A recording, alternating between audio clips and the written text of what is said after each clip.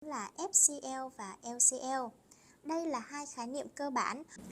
Xin chào các bạn, mình là Honey và các bạn đang theo dõi video của Việt Nam Logistics Forum.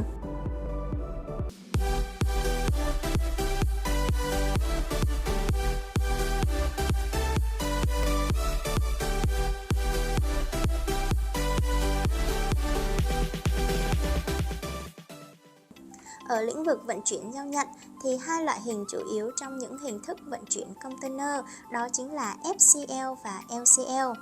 Đây là hai khái niệm cơ bản đối với những ai đang làm trong ngành logistics, giao nhận vận tải.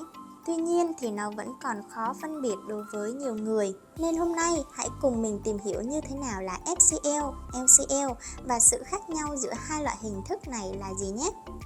Để có thể so sánh được sự khác nhau giữa hai loại hình thức này thì mình sẽ khái quát sơ lược về hai khái niệm này để các bạn dễ hình dung nhé.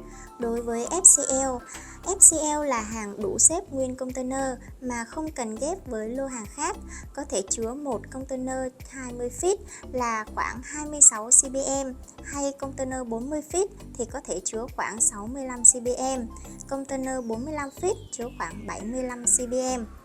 Vậy thì ngược lại với FCL thì LCL là gì? Nhắc tới LCL là các bạn có thể hiểu đó là một lô hàng vận chuyển bằng đường biển mà ở đó hàng hóa quá ít, không xếp đủ một container. Và khi đó bạn cần kết hợp với những chủ hàng khác có số lượng hàng cũng ít như vậy để có thể xếp hàng vào đủ một container nhằm tăng tính hiệu quả và tiết kiệm chi phí. Để có thể hiểu hơn, các bạn hãy nhìn vào hình trên đây nhé. Đối với FCL thì tất cả các thùng hàng màu đỏ này đều là một shipment của bạn trong full container.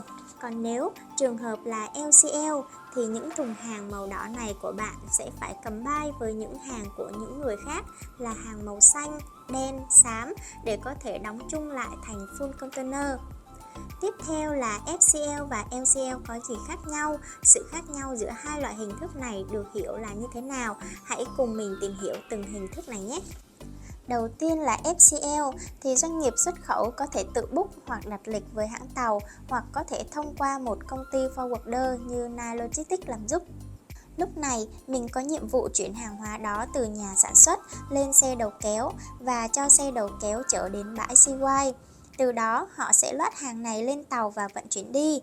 Tùy thuộc vào cảng đến sẽ có thời gian di chuyển trên biển là bao lâu. Và sau khi đến cảng đích rồi, họ sẽ mất khoảng 3 đến 5 ngày để đưa hàng xuống.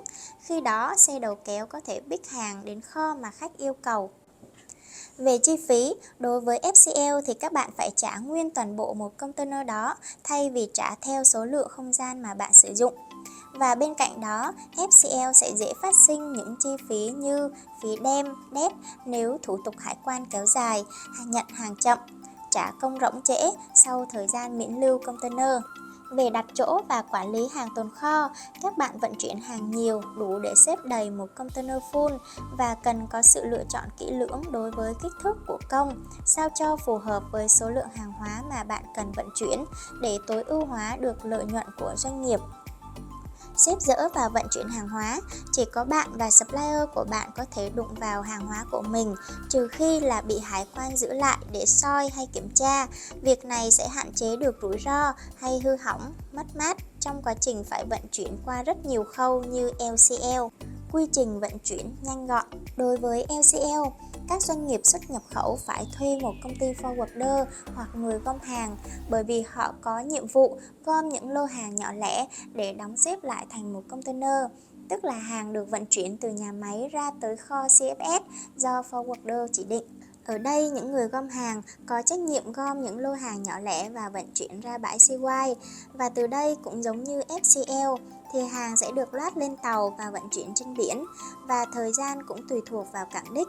Sau khi tới cũng cần khoảng 3 đến 5 ngày để đưa hàng xuống. Tuy nhiên đây là hàng LCL thì có thể có nhiều hàng hóa của nhiều chủ hàng khác nhau trong cùng một container, cho nên cần phải thêm 3 đến 5 ngày để dỡ hàng trong container ra và phân chia. Thì lúc này công ty forwarder mới cho xe tải đến kho CFS đã được chỉ định để lấy hàng đó về. Về chi phí, LCL được tính dựa trên CBM, dựa trên trọng lượng, số lượng lô hàng mà bạn cần vận chuyển.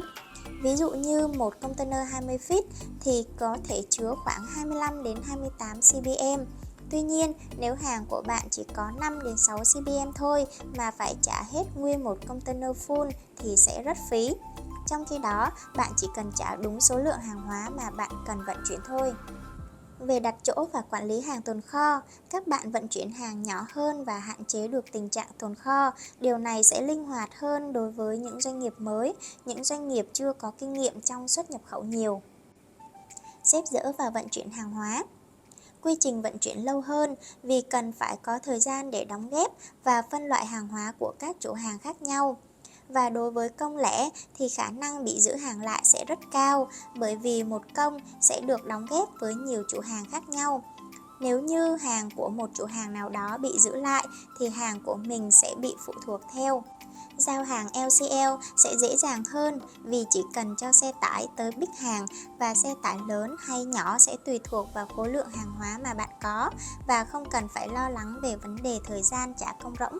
Qua video này thì mình mong rằng có thể giúp các bạn hiểu được sự khác nhau của FCL và LCL. Và nếu như các bạn còn phân vân chưa biết nên lựa chọn hình thức nào sao cho phù hợp với lô hàng của mình thì hãy liên hệ ngay đến Nile Logistics qua số hotline 1900 989802 để được tư vấn và lựa chọn nhé. Còn bây giờ, cảm ơn các bạn đã dành thời gian theo dõi video này của mình và hẹn gặp lại ở những video tiếp theo. Bye bye!